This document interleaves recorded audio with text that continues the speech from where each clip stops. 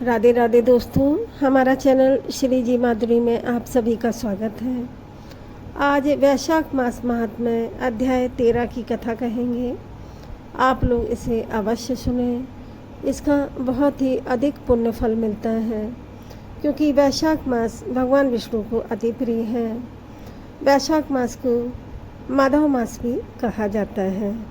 पिछले वीडियो में अध्याय 1 से लेके अध्याय 12 तक की कथा कही है और पूरे वैशाख मास की प्रतिदिन एक एक कथा कहेंगे। आप लोग प्रतिदिन इसको सुनिएगा।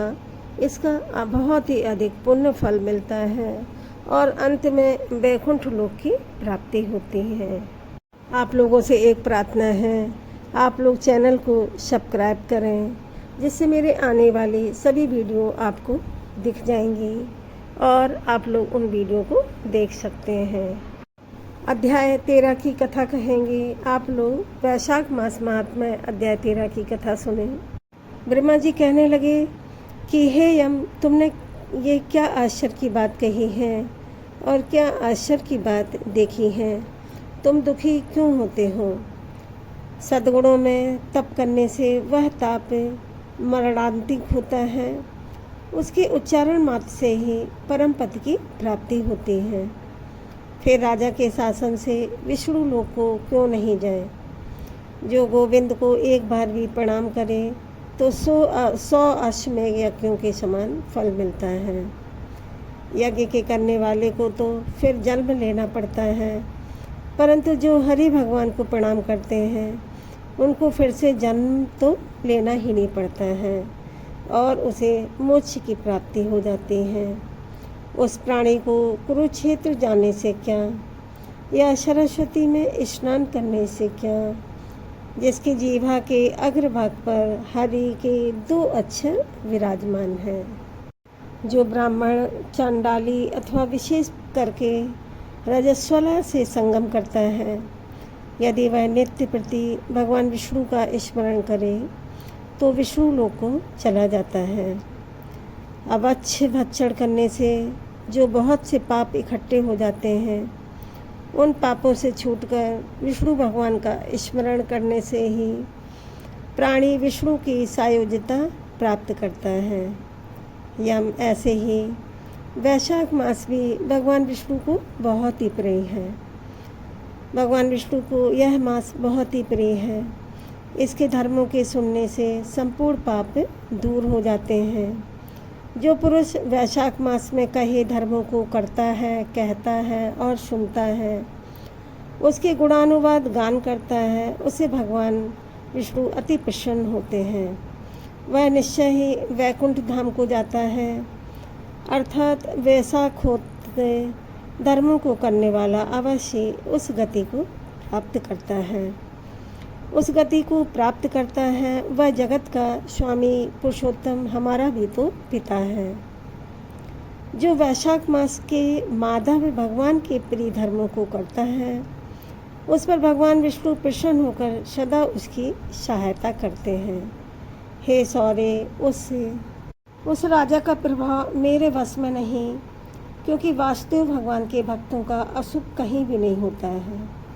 उसको कुछ भी जन्म में मृत्यु, जरा, व्याधि और भय नहीं होते हैं। स्वामी का कार्य करने की जब तक नियुक्ति पुरुष में सिक्त रहे तब तक कार्य किए जाएं, और जो वह नरकगामी नहीं होता है तो वह नरकगामी नहीं होता है, और जब कार्य करने की स्थिति गिर जाती है तो वह स्वामी से निवेदन कर दें। तब उस समय सेवक अनरण हो जाता है और वह नियोगी सुख भी पाता है। अतएव जो अपने प्रयोजन को निवेदन कर देता है वह ऋण रहित हो जाता है और उसे कुछ पातक रहता है। ये करूँगा। यम की यह बात सुनकर ब्रह्मा जी बड़े सोच में पड़ गए। अपने कर्तव्य का पालन करने पर देहधारियों का कुछ अपराध नहीं होता है, और जब तू इस कार्य करने में असमर्थ है तो तेरा क्या दोष है। तू सोच मत कर। जब ब्रह्मा जी ने ऐसा कहा तो यम बहुत ही दुखी हुआ और अश्रुपान करता हुआ अत्यंत दीन वचनों से कहने लगा, हे ताते, हे पिता, मुझे आपके चरणों का भजन करने से सब कुछ मिल गया है, परंतु हे ब्रह्मा जी, अब मुझे अपने काम पर जाने की इच्छा नहीं है। जब तक पृथ्वी मंडल पर ये महावीरवान राजा शासन करेगा, हे प्रभु, इस राजा को जब मैं अपने धर्म से चलायमान करा दूँगा, तब कृत्य करते हो जाऊँगा। जैसे गया में पिंडदान करने वाला पुत्र होता है, हे कृपालु, आप मेरे इस कार्य को सिद्ध कर दीजिए, तब मैं फिर शासन करूँगा। यम की यह बात सुनकर ब्रह्मा जी बड़े सोच में पड़ गए और काफ़ी सोच में डूब गए और यम को अनेक प्रकार से समझा कर कहने लगे, हे यम, विष्णु धर्म में परायण राजा का निग्रह तू नहीं कर सकता। जो तू कोप के वश हो यही चाहता है, तो चल, मैं और तुम दोनों भगवान विष्णु के पास चलें और उनके सामने सब कथा कहकर सुनाएंगे, फिर जैसी उनकी आज्ञा हो। क्योंकि वे विष्णु भगवान संपूर्ण लोकों के कर्ता और धर्म के पालन करने वाले हैं। वे हमारे दंडदाता, शास्त्र और नियमों में चलाने वाले हैं। शास्त्र, दंडदाता और नियम में चलाने वाले हैं। हे वृक्ष, भगवान की आज्ञा के विरुद्ध हम कुछ भी नहीं कर सकते और ना भूमि पर राजा की भक्ति के विरुद्ध कुछ कार्य कर सकते हैं और कुछ कार्य दिखाई नहीं देता है। इस प्रकार यम को समझाकर उसे साथ ले गए ब्रह्मा जी क्षीर सागर में चले गए और चिन्ह मात्र निर्गुण स्वरूप परमेश्वर अद्वितीय पुरुषोत्तम भगवान की सांख्य योग से स्तुति करने लगे। तब ब्रह्मा जी की स्तुति सुनकर भगवान विष्णु प्रकट हुए। तब यम और ब्रह्मा जी शीघ्र ही भगवान विष्णु को प्रणाम किया। भगवान विष्णु मेघ के समान गंभीर वाणी से कहने लगे, तुम यहाँ क्यों आए हो? क्या राक्षसों ने तुम्हें फिर से दुख दिया है? यम का मुख मलिन क्यों हो रहा है? इसके कंधे क्यों झुके हुए हैं? हे ब्रह्मा जी, आप यह सब वृतांत सुनाइए। तब ब्रह्मा जी बोले, इस श्रेष्ठ सेवक राजा के शासन में सब मनुष्य वैशाख के धर्मों को करके आपके विष्णु पद को प्राप्त करते चले जा रहे हैं। इसी कारण यमपुरी शून्य हो गई है। इससे अत्यंत दुखी होकर यह यम राजा से युद्ध करने गया। यह यम राजा से युद्ध करने गया और उसको मारने के लिए दंड उठाया। तब आपके चक्र ने इसे परास्त कर दिया, तो यह दुखी होकर मेरे पास आया। हम भी आपके महात्मा भक्तों को दंड देने की सामर्थ्य नहीं रखते हैं। अतएव हे महाविभु, हम आपकी शरण में आए हैं। इसीलिए हे प्रभु, उस राजा को दंड देकर आप अपने यम की रक्षा करिए। ब्रह्मा जी की ये वाक्य सुनकर भगवान विष्णु हंसे और ब्रह्मा जी और यम से बोले, मैं लक्ष्मी जी तथा प्राण और देह का त्याग कर सकता हूँ। श्रीवत्स, कौस्तुभ मणि तथा वैजंती माला को भी त्याग सकता हूँ। श्वेत द्वीप, वैकुंठ, क्षीर सागर, शेष और गरुण को भी छोड़ सकता हूँ, परंतु अपने भक्तों को कदापि नहीं त्याग सकता।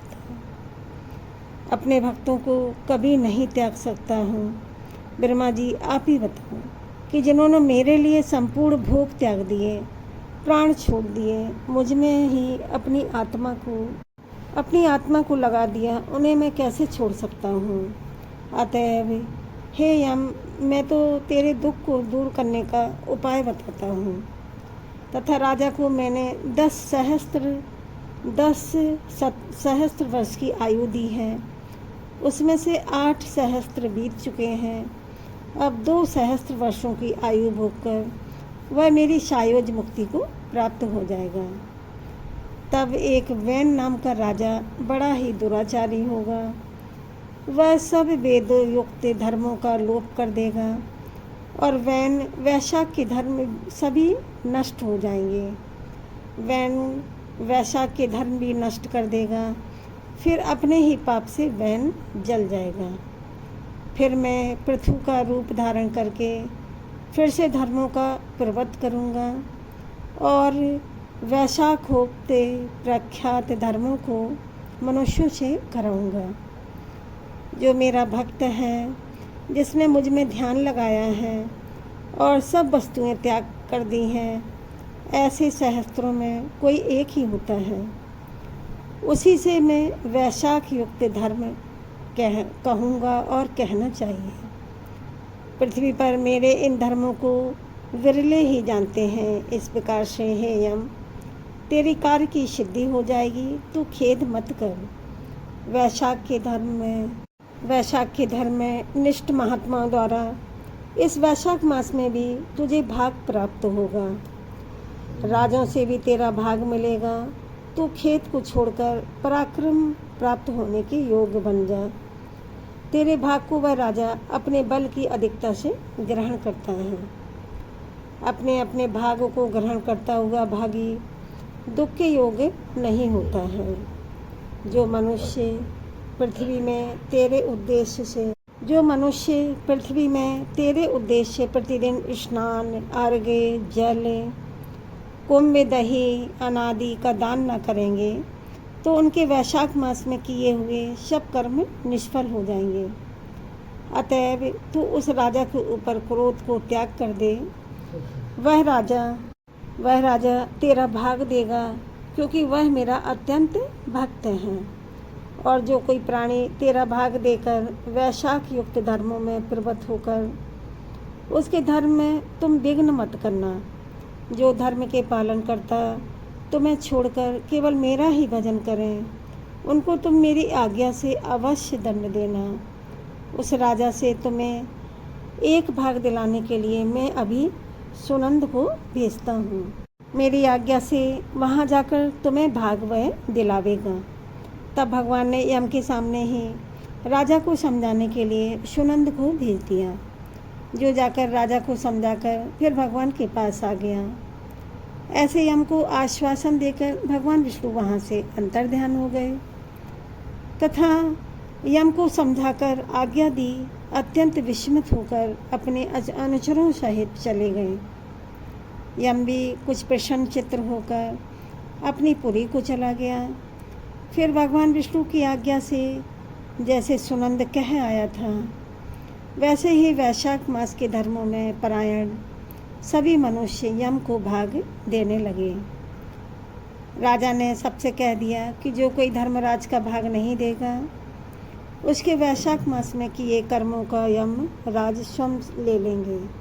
अतः प्रतिदिन यम को निर्मित स्नान और अध्यात्म करना चाहिए, और जो वैशाख मास के सब कर्मों को निष्फल हो जाएंगे। वैशाख की पूर्णमासी के दिन सबसे पहले धर्मराज के लिए जल का घड़ा रखें और दही तथा अन्न दान हुए करना चाहिए। फिर पितृश्वरों के निर्मित, गुरु के निर्मित, पीछे जनार्दन मधुसूदन भगवान के निर्मित शीतल जल, दही, अन्न, तांबुल, दक्षिणा और फल कांसे के पात्र में रखकर ब्राह्मण को अर्पण करें। जो मधुसूदन भगवान की प्रतिमा बनवाकर मांस धर्म के चलाने वाले गरीब ब्राह्मण को दें। संपूर्ण पूजा की सामग्री से उसी धर्म वक्ता ब्राह्मण की पूजा करें। सुनंद की आज्ञा पाकर राजा ऐसा ही करने लगा। तत्पश्चात राजा अपनी शेष आयु को पूरी करके यथेच्छ भोग कर पुत्र पौत्रादि सहित वैकुंठ धाम को चला गया। जब राजा वैकुंठ धाम को चला गया तब वैन नाम का एक महानीच राजा हुआ। जब वह राजा वैकुंठ धाम को चला गया तब वैन नाम का एक महानीच राजा हुआ। उसने सब धर्म और विशेषकर वैशाख के धर्मों को लोप कर दिया, मतलब धर्मों को गायब भी कर दिया, तथा मोक्ष के कारण धर्मों को प्राणी फिर से भूल गए। कोई भी वैशाख युक्त शुभ धर्मों को नहीं जानता था, क्योंकि बहुत जन्मांतर के पुण्य इकट्ठे हो जाने पर प्राणियों की वैशाख युक्त धर्म करने में बुद्धि लगती है। बुद्धि लगाता है यह सुनकर राजा मैथल ने पूछा महाराज। थल ने पूछा महाराज, आपने पहले यह कथा कही थी कि दुरा आत्मा राजा वैन पिछले मनवंतर में हुआ और यह सूर्यवंश में इक्ष्वाकु के कुल में जन्मे। यह कथा मैंने आपसे पहले सुनी थी और अब आपने ऐसा कहा कि पूर्व राजा के बैकुंठ धाम जाने पर वैन राजा होगा। हे महामते श्रुतदेव, मेरे इस संशय को दूर कीजिए। श्रुतदेव जी बोले, हे राजन, युग और कल्पों की व्यवस्था पुराण में विषयानुसार है, अतः इस राजा की अप्रसंगता में तुम्हें शंका करना ठीक नहीं है। जैसे जैसे जो कुछ जिन जिन कल्पों में कथाएं हुई हैं और मार्कंडेय जी ने मुझसे कही हैं, वह सब मैंने तुमको सुनाई हैं। अतएव वैशाख युक्त धर्म बहुत शुभ प्रसिद्धि नहीं, बल्कि भगवान विष्णु के कोई भी बिरले भक्त इन धर्मों को जानते हैं। कथा का समापन हुआ। बोलो भगवान विष्णु माँ लक्ष्मी माता की जय। कमेंट में आप लोग हरि विष्णु लक्ष्मी लिखें। वीडियो को लाइक करें, शेयर करें, चैनल को सब्सक्राइब अवश्य करें। आप लोगों का प्यार ऐसे ही मिलता रहें और चैनल को सब्सक्राइब करने पर आपकी मेरी सभी वीडियो दिख जाएंगी। आज जुकाम की वजह से आवाज़ थोड़ी सही नहीं है, उसके लिए माफ़ करना। राधे राधे दोस्तों।